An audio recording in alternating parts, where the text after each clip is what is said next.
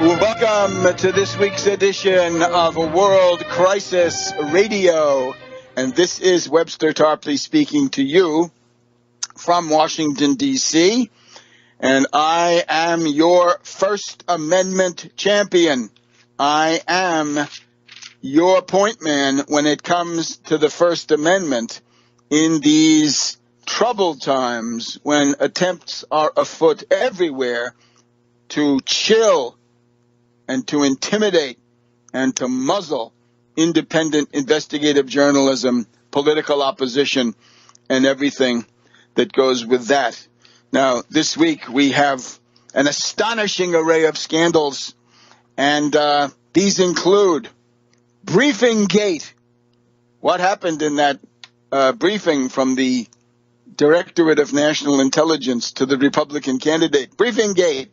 We have Aleppo Gate, the sad fate of the Libertarian nominee who was not up to speed. And apparently, I don't know, with those guys, are they too busy counting their money to look at the world? We have Cough Gate. Cough Gate. Woe to those who cough. Watch out. Clear your throat, and you may be taken away. That's another big one, right? The paranoid right is big on Cough Gate. And then we have another one, which is Earbud Gate or Earpiece Gate. We've got that one going too. So everybody's falling like 10 pins here in Washington, D.C., and not only there. Now, let's do, I suppose we ought to do Earbud Gate or Earpiece Gate. We have a posting up here, which, gosh, if I can just find this. Here we go. We've got it. Or do we? The Earpiece Gate, it takes the form of a release by WikiLeaks. You'll remember Julian Assange. Sometimes he feels like a blonde. Sometimes he doesn't. But Julian Assange, as of a couple of days ago, had been promising that next week he would begin the implacable drip, drip, drip of derogatory news stories, document dumps, and other stuff about Mrs. Clinton. And before I even tell you what we have today, I have to remind you, if you listen to my other program, the American System Network, I spent a good 10 minutes on how a limited hangout artist or his staff, right, because no individual does these things, right? This is a big operation, takes a lot of stuff. How people who are trying to inflict another limited hangout on the world in the tradition of Paolo Sarpi of Venice in the early 1600s, they need to carefully screen, carefully vet. They have to remove all kinds of material from their document cache, from their document dump. But they also include material which is forged. Forgeries go in there. And of course, the useful idiots. This is now a term that's been brought back into play as of one of the cable news networks yesterday. I think it might have been MSNBC. The old phrase from Lenin, right? Certain people are useful idiots. This is now back. Useful idiots, of course, believe whatever the angelic Assange is willing to dump on them, right? So this is a very, very bad idea. I was warning the American people last night. Go look at it. It's posted that a lot of that stuff is forged. It's doctored. And what do we have today?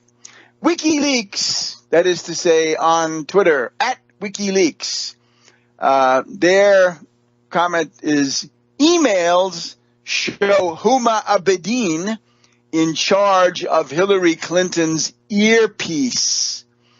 And the place you can find that is wikileaks.org/Clinton-emails.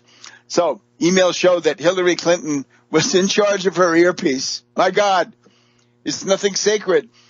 So here we see now a logo of WikiLeaks with the somehow the hourglass, right? The clepsydra is going in the wrong direction, like in the old Flash Gordon movies. So we now see an older tweet from Huma Abedin to Hillary Clinton. Date 2009, September 23rd, 6:05. And Huma Abedin at Abedin H at state.gov apparently sends to Hillary Thursday, September 24th, 2009. Did you take your earpiece or do I need to get it? Did you take your earpiece or do I need to get it? Question mark. What could it mean?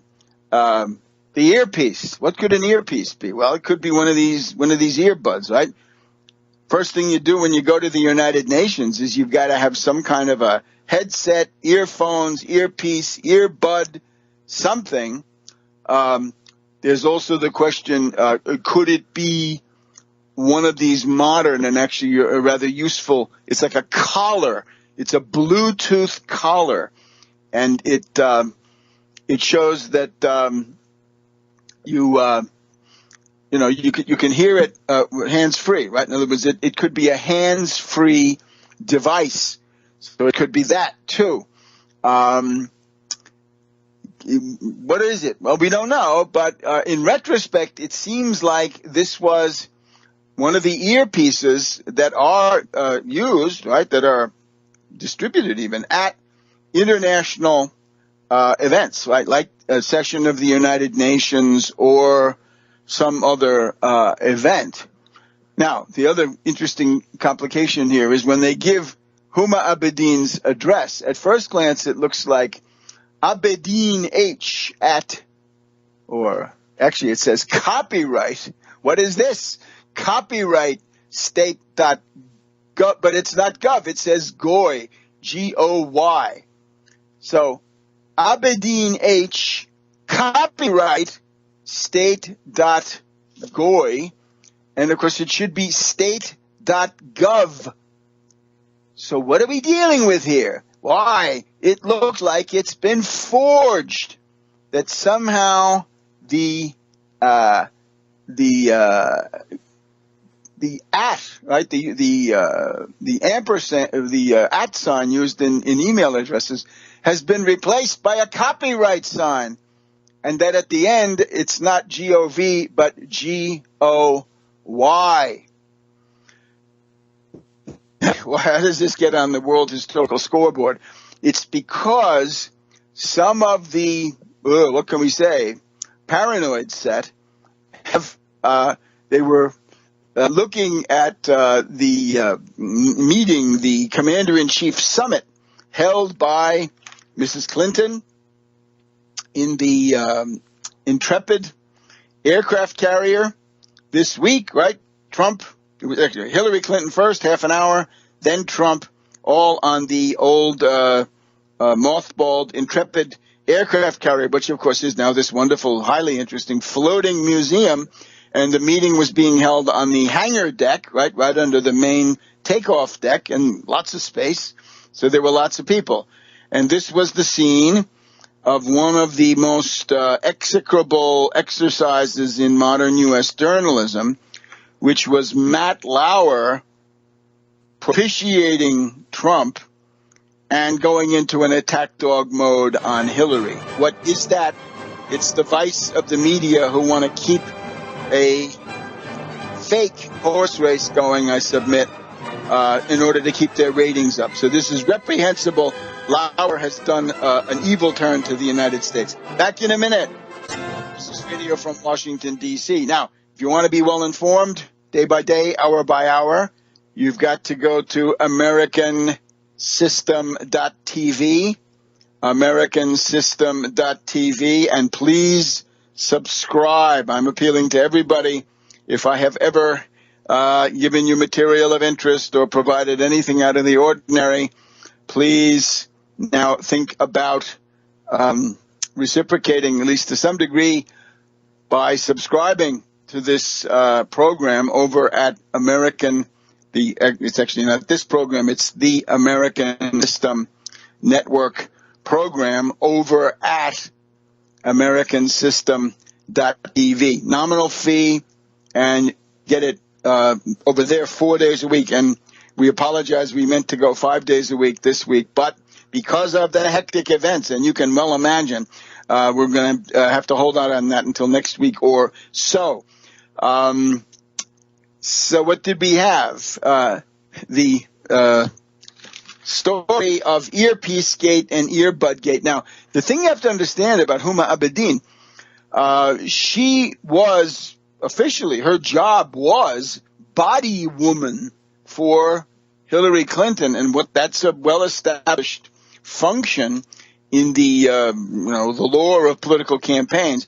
It is simply that there's so much pressure on the candidate that the candidate cannot be expected to do things like go and buy toothpaste or find the bathroom or any of other things, right? Get a Coke or whatever it is, so that the idea that Huma Abedin would be writing to Hillary Clinton and saying, did you need your earphones or your earpiece? This is nothing very strange. Because that's what she did. That was her job. Body woman. I have to tell you, towards the end of the 2008 campaign, 4 years ago, I went down to Daughters of the American Revolution Constitution Hall, and here was an event which I monitored strictly as a journalist. And here we had Hillary Clinton, we had Terry McAuliffe, we had other stalwarts of the Clinton machine. And I actually, at the end of it, when Mrs. Clinton was shaking hands with her supporters, actually from the stage, I just wanted to stand there and study the interactions of these two. And you could see that Huma Abedin kept close and was there to go and get things. Right? You need a Kleenex. What do you need? Would you like a Coke? All that stuff. So that's what she did. So the paranoids are they're in some trouble. The paranoid argument, of course, is that Mrs. Clinton was getting the answers through an earphone. And they had come out of the Intrepid meeting desperate to deflect attention from the substandard performance of the Republican candidate, anxious to deflect, discredit, and raise all kinds of hobgoblins about Hillary Clinton. And the funny thing about it now is the bitterness, the venom, and the hatred. Because if you go back 12 years ago, you may remember the one where the presidential debate, it was Kerry against George W. Bush the Younger. And in that one, George W. Bush was wearing a kind of light-colored sort of grayish suit with some kinds of checks. And when he turned around, there was some kind of what could you call it? One observer said that looks like his battery pack, that Bush had something in the middle between his shoulder blades that somehow stood out. It was almost flat, but not flat enough to be invisible. So Bush's battery pack, and I thought that was pretty funny, the way I looked at it. There have also been accusations against President Obama that he had some kind of surgery or implant or some, tampering with the back of his head, and that his hairline had been altered and photographs were produced to this effect. And that was already not so lighthearted. And now we have today is simply crazy. Now, there are a couple of other shorter news items. Well, the lesson of the first news item is go and subscribe to The American System. Subscribe to The American System, and you'll know in advance what's going to happen. Because yesterday I said, watch out for Assange with his teasing, and that's going to be a doctored, forged kinds of presentation. And of course, that is inherent in the life of the limited hangout. If you want to get my list of giveaways, right? Whereby you can pretty frequently, most of the time, recognize a limited hanging and distinguish that from an actual leak or something real, a real whistleblower. Please go and take a look. Let's try to get rid of Aleppo Gate. Here we have Gary Johnson, right, riding the wave of public dissatisfaction with the two major party candidates. So Gary Johnson, former governor of, New Mexico, goes on Morning Joe with Mika and Scarborough. And Mike Barnacle, you may remember him. He had problems with the originality of some of his articles when he worked for the Boston Globe.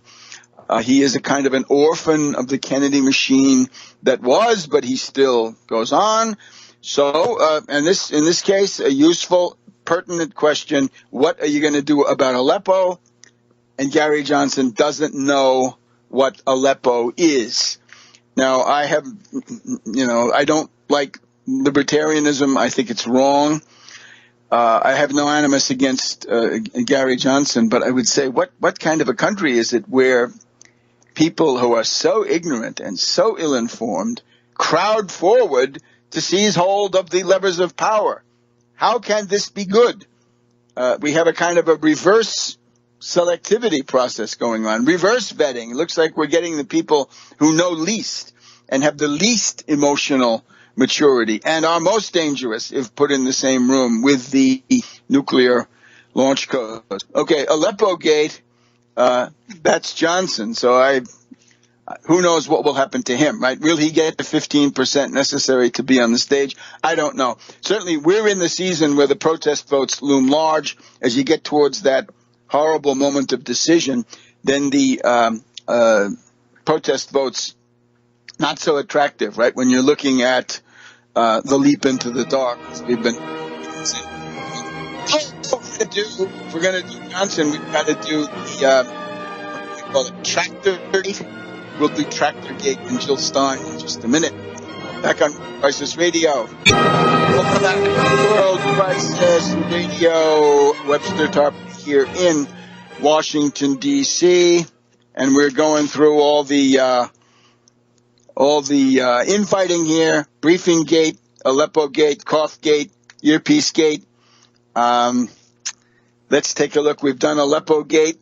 Poor Gary Johnson, not looking too knowledgeable about the world, right? Presidency, big part of it is foreign policy. I guess not for old Gary. Now, there is this protest against the pipeline in North Dakota. Now, in general, as people know, I am in favor of infrastructure. The only way to get out of this depression and prevent a fascist regime in the United States is a massive job creation program.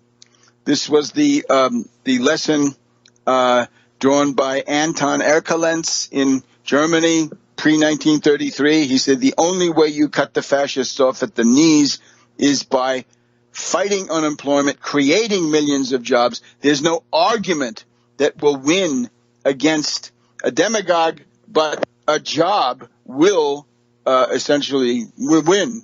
If you're actually offering a job.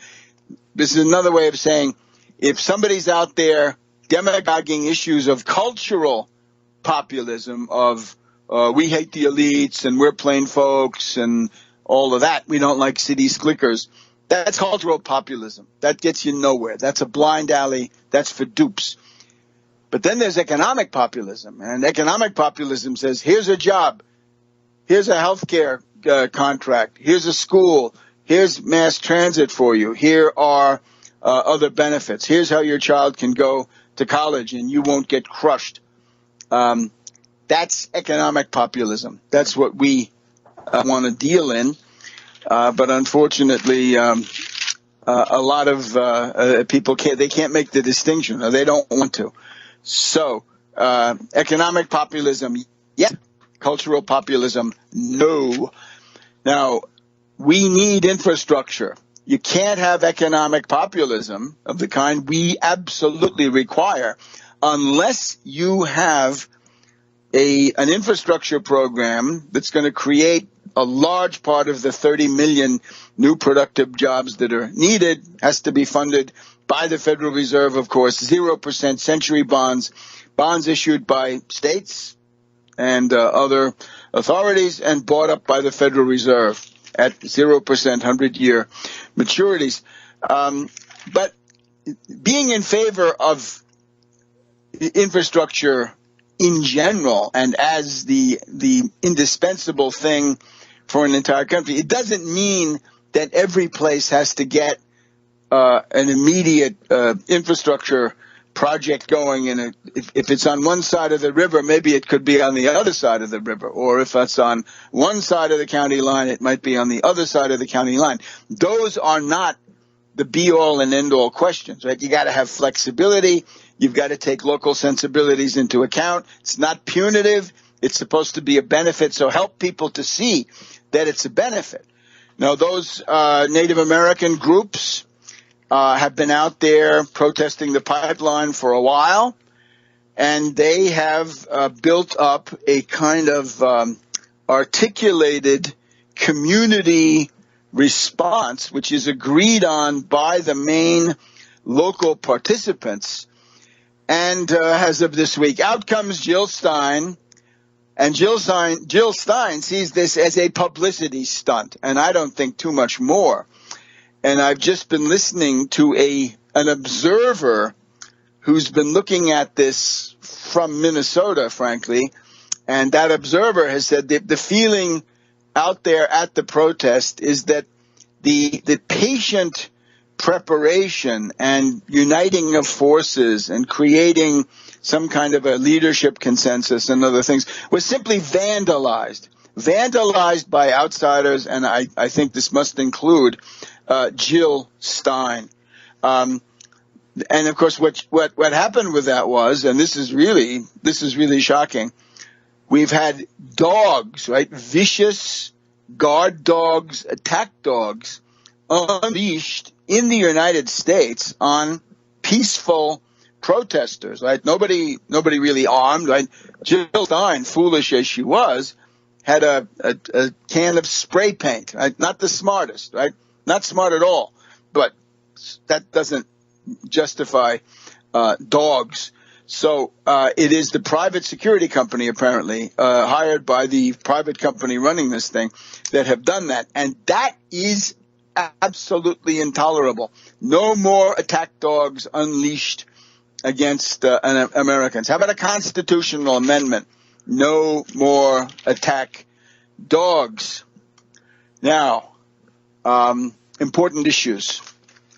Voting. We're headed towards an election, right? Got to pay attention to voting.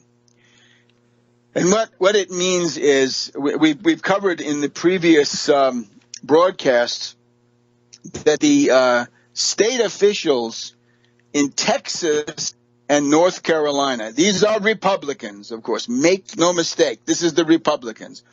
Those Republicans are coming with their eternal bugaboo, their eternal boogeyman, that there's going to be voter fraud. Well, as we know, there's almost no voter fraud. There's vote fraud. And if you want to learn about vote fraud, you got to go ask Karl Rove and his Orca machine of 2012, right? The thing that made him refuse to leave the Fox News set, because he said, nope, there are more votes out there. I guarantee it. I know it for sure because of my Orca machine. This is not the way the election is being decided. If Texas and North Carolina have been defeated, right? And in this case, we read here in the Washington Post, challengers in federal appeals courts have successfully argued to shelve new voting laws passed by Republican legislators in Texas and North Carolina, where courts have found, the finding from the court is that changes would have discriminated against African Americans and Hispanics. And there have also been victories by the pro-voting, right? Facilitate voting. Let people vote. Let the people decide. They have also won victories in Wisconsin and in Washington State. Now, the news today, September 9th, is that civil rights groups have now appeared before the United States Court of Appeals for the Federal Circuit. The United States Court of Appeals for the Federal Circuit is in many ways the most authoritative of all the U.S. circuit courts of appeals, right? It's the second level of the system. You got your basic federal district judges. Those are trial courts. Then you got the appellate level where you have a statutory right to appeal. And then you've got the Supremes where they may take your case or not. But now it is Kansas, the Koch plantation, Alabama, and Georgia who are being put on the hot seat here, grilled, to essentially the issue is, can these states, Kansas, Alabama, Georgia, require proof of citizenship before local people can use a federal form to register to vote? And the charge coming from the civil rights people is this could lead to, quote, mass disenfranchisement of tens of thousands, unquote, of tens of thousands of applicants in the November general election. There's a list, for example, in Kansas, Koch territory. There's 17,000 Kansans whose applications are on hold, and that would be irreparable harm. And this is U.S. Circuit Judge Judith W. Rogers, 1996 Clinton appointee. The applicants are suspended, and we'll get back to this in just a second on World Crisis Radio. Welcome back to World Crisis Radio, urging you to go to AmericanSystem.tv, AmericanSystem.tv. That's a daily 1-hour program, generally posted around 9 o'clock or a little bit later, a little bit after that. Got to be flexible because things do happen. Got to respond to breaking events, among other things. And please go there, subscribe. You want to do something for the First Amendment? Want to help me? Please do that. That's the best way right now to help me. We will have a legal defense fund soon, but we don't have it today. And today you can just go right on over and make sure that you get this. Essentially, with that, you're going to be getting it 5 days a week, and it'll soon be 6 days a week. And that, I think, will be that'll be an important progress also. So we're looking at the right to vote. The reason for this is important. The permanent austerity dictatorship of the Republican Party involves controlling the presidency, the Senate, the House, and the Supreme Court. And the role of the Supreme Court is to validate outrageous anti-constitutional actions that will prevent trade unions or other organizations, any kind. They don't want them. They want you atomized. They want to pick you off one by one. This is the way tyranny comes. And they don't want you to be able to vote. So they got to make sure that it's inconvenient, that it's hard, that you have to wait, that it's humiliating, and then they're going to kick you out. Example, in Kansas, we've got the 17,000 Kansans whose applications are essentially frozen. They could get irreparable harm. Those guys are on a suspension list of Kansas residents who began but did not complete the registration process in the past 90 days. So the state of Kansas estimates that about 50,000 individual voter applications could be canceled. That's vote fraud, not voter fraud by little people from the bottom up. That's a bad joke. This is vote fraud. So this is going to go on. And we have Judge Stephen F. Williams, a 1986 appointee of Ronald Reagan, says, quote, if you states, right, and this is to Kansas, Alabama, Georgia, if you wanted to find a way to violate the Administrative Procedures Act and invite lawsuits, this is a good way to do it. So this is one of the laws that's involved. Right? Are you going to use purely bureaucratic administrative means to prevent people from voting? On the 29th, Judge Richard J. Leon had rejected a request to block the enforcement of this, but now the people are back, and so there's going to be back and forth among these judges. Those are some of the ones that are involved. Like the plaintiff's lawyer says, if you're poor, rural, African American, you don't have the money, you don't have the wherewithal to get these fabled picture IDs. So the Kansas Secretary of State, Kobach, he says it's all wonderful, that there's terrible vote fraud. Now look, in terms of other, big, spectacular, crazy things, this is not confined to the presidential sweepstakes. Here we now have the House of Representatives of the United States wants to impeach the Commissioner of the Internal Revenue Service, John Koskinen, Koskinen. And, of course, this is the Lois Lerner case, right? That demonized lady. Oh, my gosh. She has been put through the ringer. Lois Lerner. What was her infraction? She didn't give the Koch brothers entities their tax exemptions fast enough. In other words, the Tea Party groups that were backed by the Koch brothers and other people like this didn't get their tax exemptions fast enough. They had to wait. Can you imagine? And for the rest of us to get a tax exemption, you'd be willing to wait a pretty long time, and you'd be pretty happy if it ever came through. But not these people. Right? So the idea is that there's been a terrible crime, a high crime and misdemeanor. Whoa. That's impeachment. And the House can do it, right? Simple majority. Oh, my gosh, I'm coughing. Of the House. So who's doing it? 2 members of the House Freedom Caucus. That means the wacko birds. That is the chuckleheads, as they were described. The Tea Party Caucus. And it's the House Freedom Caucus. Now, this is John Fleming, Republican, Louisiana. Tim Hoyle's camp, lame duck, huh? He lost his primary. Republican of Kansas filed a motion in July to force a floor vote on Koskinen's impeachment. I guess that's a discharge petition, huh? Strange stuff. Jim Jordan, the head of this Tea Party cabal, says, you think you can get away with that, but you can't. Lois Lerner. The problem is they can't get at Lois Lerner, but they think they can impeach Koskinen.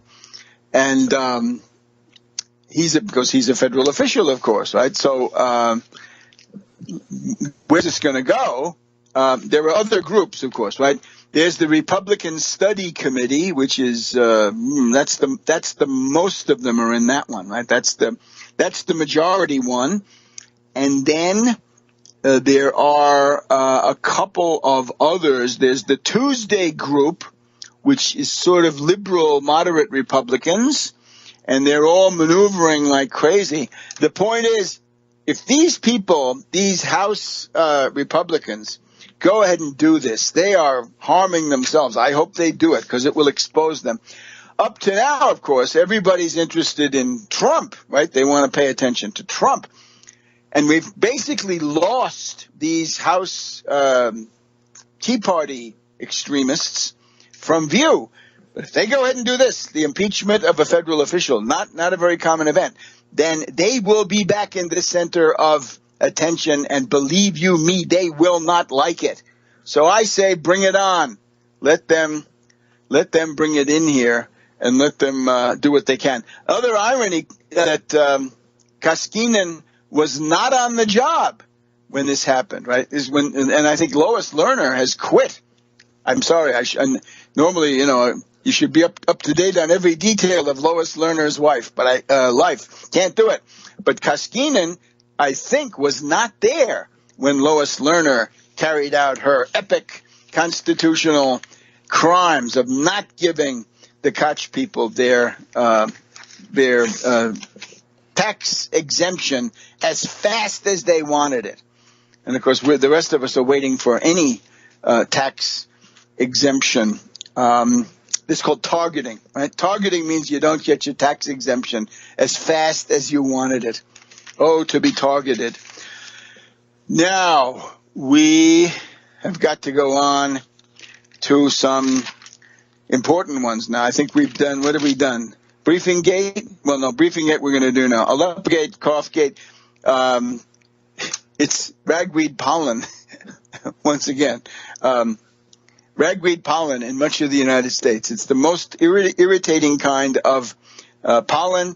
It causes coughing, sneezing, itching, watery eyes. Go and look at the ads that are put on in the middle of the ABC, NBC, and CBS Evening News for a rather older viewership, and you'll see that it's ragweed pollen season. So I don't know what these paranoids think they're going to get with it, but they seem to consistently underline their, I believe, sincere bewilderment with the modern world, its complications, its threats, and all the rest of it.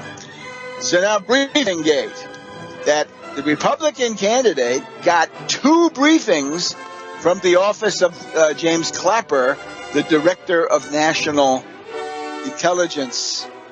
And this will be another dramatic segment of our program today.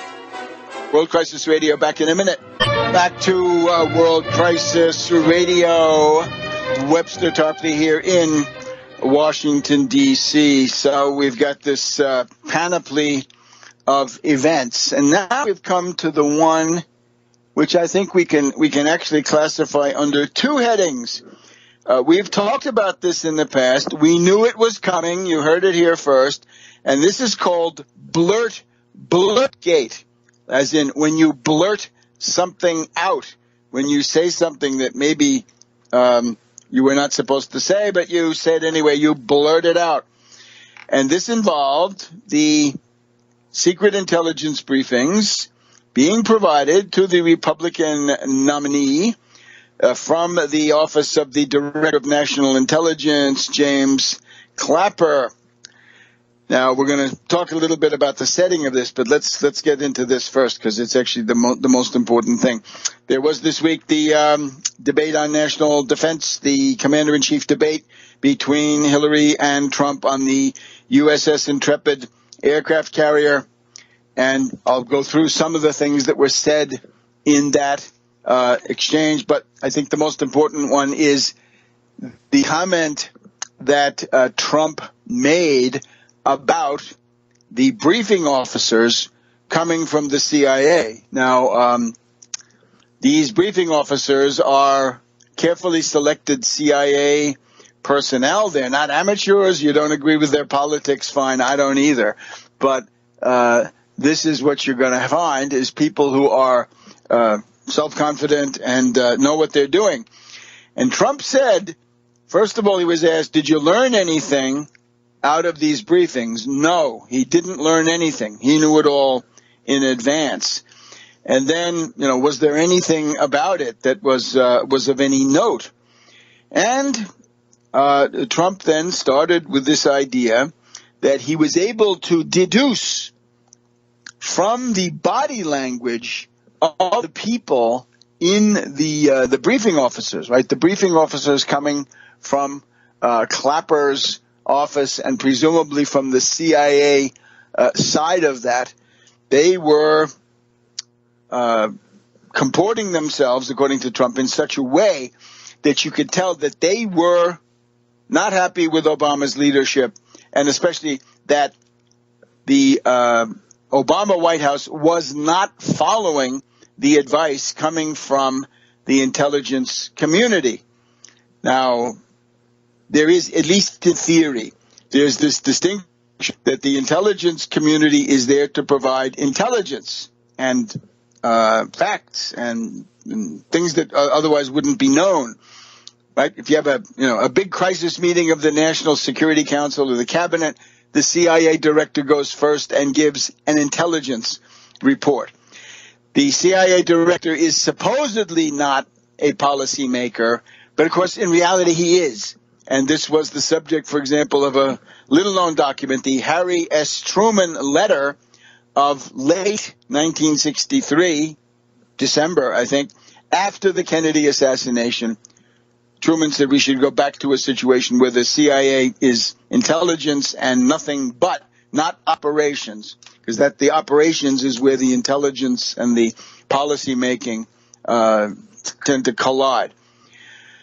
So Trump says he could tell through his perspicacious analysis of the body language that these people were not happy. Their advice had not been taken. Now, I would say this is about the same level as to say, if I had been in command on 9/11, we would have won a famous victory, and we would have stopped them dead in their tracks, and that guy bin Laden would not have been able to even get off a first action. It is profoundly magical thinking, I must submit. So that's one thing. But then the next day, or within hours, I guess, NBC News put up an article where they, and you should look at this, right, because this is one of the documents of our time. NBC News says that 4 to 6 present and future government officials of the United States say that there were untoward events in the course of this briefing. There were the one that Trump talked about, and that it went something like this. This is NBC News. What really happened at Donald Trump's intelligence briefing? Now, Ken Dilanian, Dilanian, Robert Windrum, Windrem, and William Arkin. Now, William Arkin is a knowledgeable guy. Right? He's got this book about code words, which has proven to be of much use. I also have to add, the one person that I've ever met, talked to, exchanged opinions with, who was a briefer, was Ray McGovern. Ray McGovern has said repeatedly, I'm not revealing anything. Ray McGovern says that he repeatedly gave intelligence briefing George H.W. Bush the elder. And he held him in high esteem, and he was the CIA briefing officer for that President Bush, right? The elder President Bush. But now, in the course of this thing, we get the NBC article which says, during the course of the briefing, there were 2 people with Trump. That was Chris Christie and General Michael Flynn. General Michael Flynn is a disgruntled military officer who was forced out of his post. I think he was the head of the Defense Intelligence Agency, DIA. If not the head of it, then the number 2, but I think the head. And there was also Chris Christie, because these 2 people have top secret clearance, right? Because they have been in government service, right? DIA chief has to have top secret. And Chris Christie, because of his role in the Justice Department and U.S. attorney and things like this, he's also in it. Top secret clearance. So, as this, according to these stories now, and it's you go look at the article, right? Sometimes it's 4 of them say it, sometimes it's 6 of them say it, of these retired government officials speaking off the record, that as the briefing went on, Flynn began to intervene more and more, and Flynn was told finally by Christie, shut up. Christie says to General Flynn, calm down, shut up. That sounds like pure Christie, right? Sit down and shut up. So that's what happened. Let's see now. I think I might be able to get you the exact quote. This is denied by both of them, of course. It happened on August 17th. And, this is where Trump says he's really good at body language so he can tell what's happening when the rest of us might not be able to. There's no comment from the Director of National Intelligence office. So, again, the key words are Flynn in a heated atmosphere interrupting the briefing. I don't know, maybe they've edited this stuff out already. Have they taken it away? No, here we go. 4 people with knowledge of the matter told NBC News that one of the advisors Trump brought with him to the meeting, retired General Michael Flynn, repeatedly interrupted the briefing with pointed questions. 2 sources, now 2 out of the 4 or 6, say Christie, the New Jersey governor and Trump advisor, verbally restrained Flynn. One saying Christie told Flynn to shut up. The other reporting he said calm down. 2 other sources say Christie touched Flynn's arm in an effort to get him calmed down and let the briefing continue. Flynn says it's total BS, and Christie says it's a complete work of fiction. He did not make the statement, didn't touch the general's arm, complete work of fiction. There you have it, chaos. Chaos in the secret councils of government because of the immaturity of these people. Back in a minute. Welcome back to World Crisis Radio. Webster Tarpley here in Washington, D.C. So we got to go on quickly now. That was Briefing Gate or Blurtgate. We also need now to talk about the broader context, right? In other words, this national security, the debate with Trump in it, which is profoundly disturbing. You remember in the course of this event on the carrier Intrepid, Trump opined that Obama had reduced the U.S. generals that he had. The effect of his action was to reduce the generals to rubble. He says, our generals have been reduced to rubble, unquote, by Obama. I think this is an unprecedented affront to the U.S. officer corps. And, of course, opinions are changing on this. Certainly my opinions are changing. This is not Iraq 2003. This is now the United States looking at China in particular in the South China Sea with all of those snubs and insults from last week.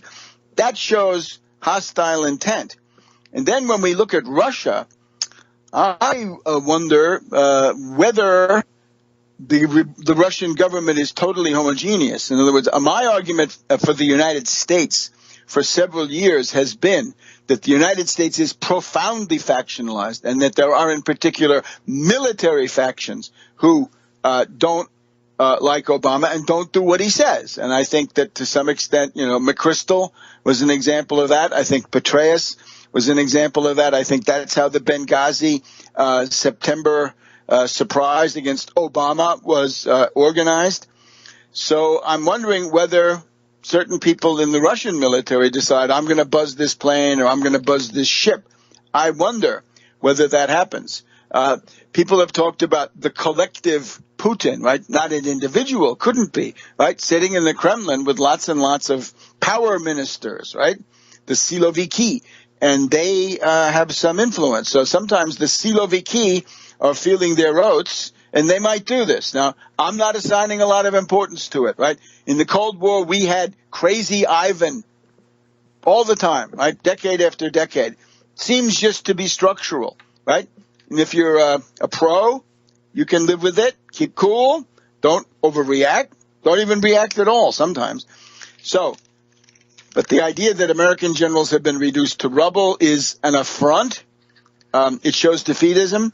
It shows, a very, very bad outlook, that they're an embarrassment, that the United States should be embarrassed by the generals we now have. Well, we're not going to give them a certificate of infallibility, but there we go. Now, the stuff about BriefingGate, we went through. The comment that to the victor belong the spoils, well, at least since the passing of the United Nations Charter in 1945, approximately, that is no longer true. We thought we had reached a higher level of civilization where you simply can't loot, sack, wreck, parasitize a country in that way. You simply can't do it. You can't steal the oil. Then, as I discussed on the other program, how are you going to steal the oil? You're going to have to create an armed enclave, a fortified enclave, and then you've got a pipeline that goes for 300 or 400 or 500 miles. How are you going to defend that? How long is it going to take? And aren't you going to have to rebuild all the refineries? Because by now ISIS has, not paid the upkeep. So wouldn't it be more intelligent to set up a government that would have some legitimacy and then make an oil deal with them? Trump obviously thinks that he can appoint generals and fire them. The idea would be that you'd have a coterie of really mercenary generals who would be loyal to Trump individually rather than to the institutions. They would be, I'm afraid they would be in the tradition of General Wilhelm Keitel, who was in the German army in World War II. Keitel was the guy who represented a total disregard of the rules and the laws of war and a complete willingness to do whatever the authoritarian government there wanted him to do. It's also interesting, we heard from Fareed Zakaria that Putin backed off. He said, I didn't say he was brilliant. I said he was bright or colorful. And we'll try to get the final lowdown from the Slavic language department here. Purge the generals. Important, I think, from Hillary, worthwhile, is that Hillary says very categorically there will be no ground troops in Iraq. There will be no ground troops. There will be no U.S. ground troops in Iraq or U.S. ground troops in Syria, meaning the big battalions, right? There already are in each case, but that's special forces. This is training. This is not quite the same thing. So that might be something to work with. In other words, if you're looking at the preponderance of the evidence, I think the preponderance of the evidence is going away from the GOP ticket. So there's also a speech from Trump at the this is about defense and defense economics. And I would say two things about this. One is that Trump comes out against the sequester. Now, you haven't heard about the sequester anywhere but here. I've been on their sequester for 2 or 3 weeks, saying we're still under those brutal spending caps, which go back to the Satan sandwich of summer 2011, the super committee of 12 tyrants who could not agree, and then at the point of the fiscal cliff, we had to impose, they imposed, right? The austerity fiends imposed these sequester rules, which actually set maximum figures for all of these categories for, the next 10 years. So that is, that's no good. Notice Trump says he wants to end the sequester for the Pentagon. Yeah, how about for social services? No, says Trump. He wants to cut those. He wants to cut the personnel and cut the benefits. And that is a monstrosity. The other one is he talks about anti-ballistic missile defense. Well, that is timely. I don't think he has any ideas. I wonder if he even knows what he's talking about. This was a teleprompter speech, okay? This was not an off-the-cuff ad libidem extravaganza. So he's talking about anti-ballistic missile defense. Well, this is timely. The North Korea, the DPRK, has now fired their 5th nuclear test. They're in the range of 10 to 20 kilotons, 3 or 4 times what they had before. So if South Korea wants a THAAD, anti-ballistic missile defense, they should have it. That's just the beginning. Back in a minute. on World Crisis Radio. Welcome back to World Crisis Radio. Remember, if you want to keep up with these fast-moving events in these troubled times, that's going to be easier if you go to americansystem.tv, americansystem.tv. This is actual analysis. This is not the GOP media cartel.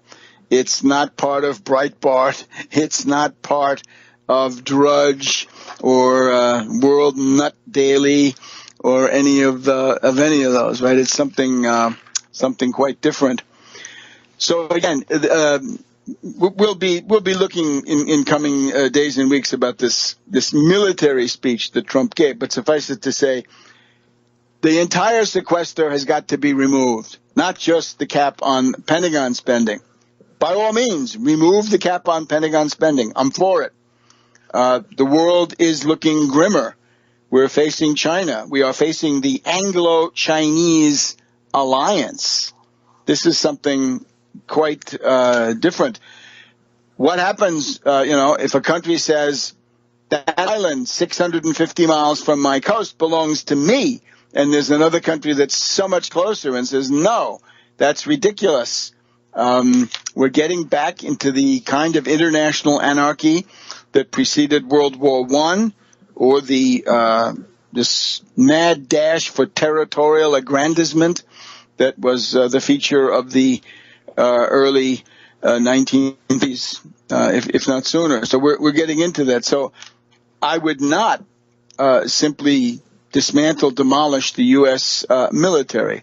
The question is, what is the emotional maturity, the stability, the mental stability? And temperament is not enough. Mental stability is the key question. That's got to be provided. Otherwise, the strong military gets you nothing. It just gets you into trouble even quicker. Let me point to positive news from the ISIS front, which, as usual, has been completely suppressed by the U.S. media. Right? Trump gets up there and says, well, this is part of his military speech. Trump says, I did have a secret plan in my pocket here, just like Nixon did. But now, when I get going, I'm going to call together all the generals. I'm going to get them together. And within 30 days, they have to come up with a plan. And then he says, like a good eclectic, right, mixing and matching. He says, well, I may take their program, or I may take my program, or I take some of theirs and some of mine and put it together and mix it and marinate and so forth. Right? So this is not very rigorous. And that's one of the problems in military affairs, right? You can see this again and again. Is that you're just not going to make it if you try to just toss things together like a salad. A military plan has to be organic. It has to be coherent. And it's got to be, of course, realistic. And it cannot reflect some kind of short-term emotional stuff. Now, Ashton Carter, we haven't heard from him. There are two things going on. John Kerry, Secretary of State, is in Moscow, on his way to Moscow, or maybe already on the way back. It's the fourth or fifth time that Kerry has tried, and I think actually in good faith, to get cooperation or to get the details ironed out on this key question of a ceasefire, right? The cessation of hostilities and the cooling off of the Syrian situation. Again, the most important prerequisite, the United States must drop and repudiate this foolish obsession with regime change vis-a-vis Assad. We're sick of regime change, right? The Democratic primaries voted to a large extent against regime change. It's not clear you could get the Republicans to vote for regime change. So that is important, right? And what we're talking about now is the condominium. if the Russians buzz a ship, if they buzz some planes, that does not change the fact that the only way to manage the affairs of this world at this juncture is the condominium. Russia and the U.S., starting in Syria, proceeding to other crisis areas. This is the viable option. It's really foolish. I mean, for Obama to say Russia is a regional power, this is just foolish. And that of course is going to be taken as an affront. Why do that? Right? If you start calling them regional power, then they're going to tell you you're going to wait for 3 hours. Right? Charles Krauthammer today says that the treatment for Obama in the G20, China's ostentatious rudeness reflects the world's general disdain for Obama. Well, there's a limit to the disdain for Obama, and it comes, you can put it on the air and see, people will come forward, that they're happy with Obama that he didn't start another war. He didn't cave in to baiting like that of the neocon Krauthammer here in the Washington Post, right? He had the maturity to say, I'm not going to let somebody goad me and bait me and con me into starting a world tragedy. By the way, the other thing Trump had was take the oil. Again, this stuff is just, it's just childish. Trump's program in that debate was to say, if Putin says good things about me, I'll say good things about Putin. And as one of the commentators said, that's a good program for getting along in the second grade, but that's not geopolitics. That's not world politics. So I just wanted to note that Ashton Carter in London, a day or two ago, at this international conference called by the British Defense Secretary and the British DOD, they, in this case, Ashton Carter, put out the perspective that Raqqa and Mosul can be enveloped. This is a wonderful word, and we haven't heard it because the envelopment is that's Cannae, right? That's Hannibal. That's the battle of annihilation, right? If you're going to envelop something, he's basically saying that Raqqa and Mosul can be enveloped, surrounded, and crushed within months. Now, Ashton Carter says within months. I'd like people to go to Twitter and say, Dear Ashton Carter, envelopment of Mosul and Raqqa, a great thing. Please make it 2 months.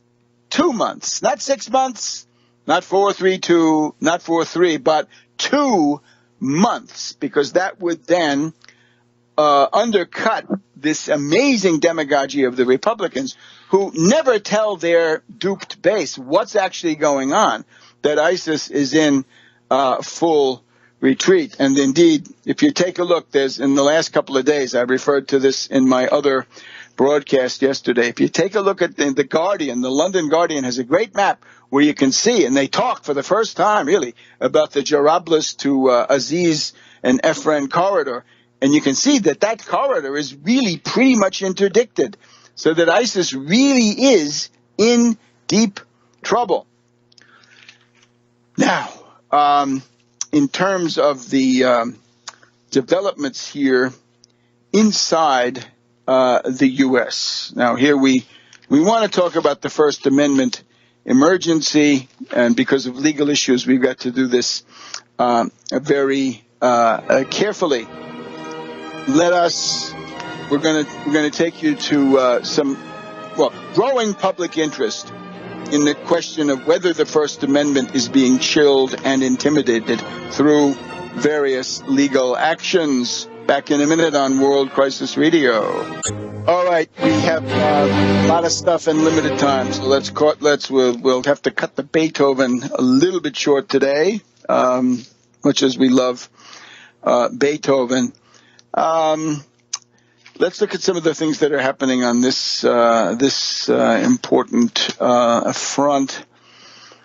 First of all, the Washington Post of today, Friday, September 9th, goes into, an important question. This is an editorial called Immigration Hypocrisy. Editorial page, Washington Post, Wednesday, September 7th, a couple of days ago, 2016. And this regards growing public interest in the background of the Republican nominee's family. It is growing public interest in the Trump family, or the Trumps, as we might call them. And this, of course, is inherent in the process of an election where all of these people were out campaigning in February, in March, and then all of them appeared in exceptionally high-profile roles at the Republican National Convention starting last July 28th. And here, let me just read some quotes. But again, you take a look at this, right? Immigration hypocrisy. Mr. Trump has promised answers about his family's story, but has not given them. A month ago, Donald Trump officials in his campaign assured voters that they would organize a news conference to clear up questions regarding the background of the Trump family, and in particular certain immigration events in the mid-1990s. These questions persist, writes the Washington Post. The Trump campaign has refused to answer them, and no such press conference has ever been held on this. And later on in this editorial, we read, we don't have much sympathy, in effect, they say, for Mr. Trump, I'm paraphrasing, who, having built his campaign around vilifying illegal immigrants, looks like a grand wizard of hypocrisy. And later we read, Mr. Trump's two-facedness on immigration does not end there. As a developer, he employed and may have exploited undocumented immigrants to work on at least one of his most prominent projects, Trump Tower in New York. He has attacked the United States main visa program for high-skilled workers, calling it a job killer and vowing to end it with no exceptions. But his companies have used it liberally to import hundreds of foreign workers, including fashion models. So that's Wednesday, September 7th. Now, more recently, let me see if I can get these in order for our kind readers. Let's see if we have it. Another one comes today. Here we go. The Washington Post, Friday, September 9th. And here we have an article just below the fold about the spouse of the current Republican nominee, who we read has not spoken publicly and has largely vanished from view, leaving a trail of questions and voids in her personal biography. That's coming directly from the Washington Post. And that argument mentions, it seems to refer to me obliquely, not by name. Take a look at that in today's Washington Post. And then we have Senator Barbara Boxer. This is extremely interesting. Here we are reading from the pages of Politico. What does Politico say? Senator Boxer, Barbara Boxer. Now, she's outgoing. She's a lame duck, I think. She's leaving. You also remember, this is a lady with some guts. She was the only one who objected to Bush taking the second term in 2004. Remember that? She did a lot of that all by herself. So, Senator Barbara Boxer called on the U.S. Citizenship and Immigration Services to open an investigation into Donald Trump's model management company, over allegations that it broke immigration laws. Boxer's request, which came in the form of a letter made public on Wednesday, following a report from Mother Jones magazine alleging that Trump model management employed foreign women who had traveled to the United States on tourist visas that did not allow them to work. Quote, I am extremely concerned about the claims levied against Trump model management and ask that you, we'll see in a minute, open an investigation into the company's employment practices. Boxer wrote in her letter to Citizenship and Immigration Services Director Leon Rodriguez. I hope you will be clear that immigration and labor violations like these, again, immigration and labor violations like these will not be tolerated. And this quote from Senator Barbara Boxer, the Republican ticket, did not immediately respond. And the allegation is that some of these models never obtained, and I'm quoting now from Politico, quote, never obtained work visas for at least some of its models, and specifically instructed them to lie on customs forms about why they were in the U.S.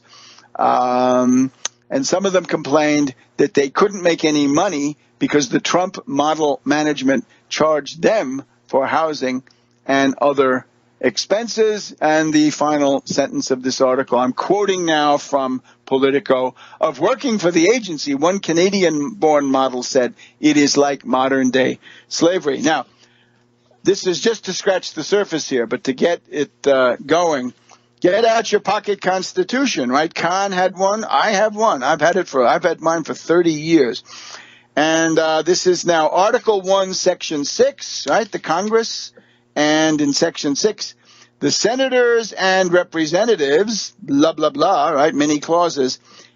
And for any speech or debate in either house, they shall not be questioned in any other place. Now, this is the speech and debate clause. It is the stroke of genius of the founding fathers. Why?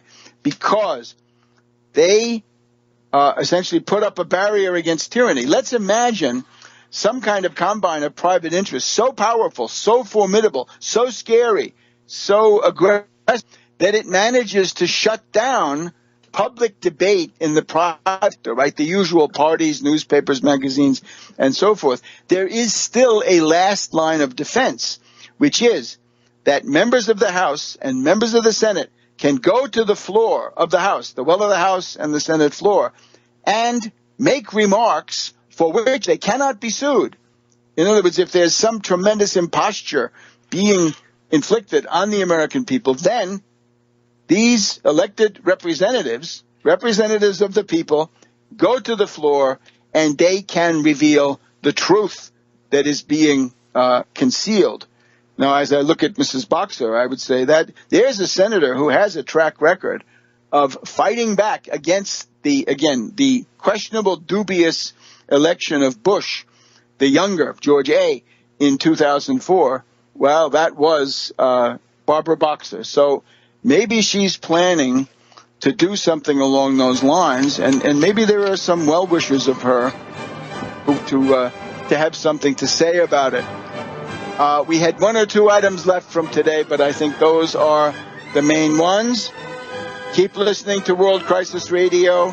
Get yourself a subscription to the American System Network. That's at americansystem.tv. Please give me your support. Please help me in any way you can. Volunteers can come forward. And we'll see you next week on World Crisis Radio right here